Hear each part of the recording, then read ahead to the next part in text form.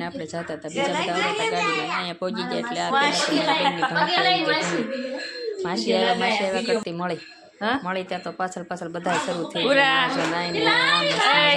તૈયાર કરતા હતા. હમણાં ઊભો થયો સીધો મારા ભાઈનો છોકરો આવી ગયો આમથી.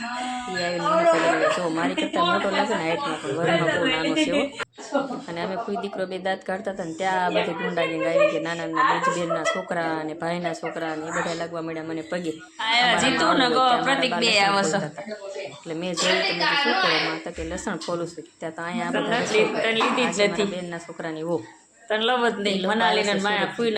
નાના મારા બેન હતા એને રસોઈ પાણી શાક વકારતા હતા. પછી થઈ ગયું તૈયાર, અડધું બાકી ને અડધું તૈયાર. એટલે આ બધા બેસા ગયા છે.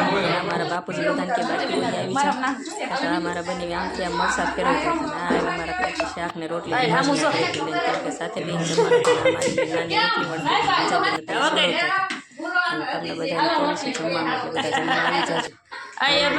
બનાવતી કે બાકી રહી ગયા જમવા.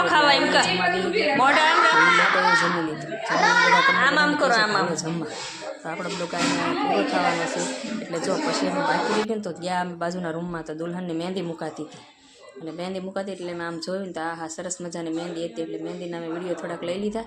તમને લાઇક શેર ને સબસ્ક્રાઈબ કરી દેજો. જો મહેંદી ગમે તો અંગૂઠો જરાક દબી દેજો. Bye bye, Tata.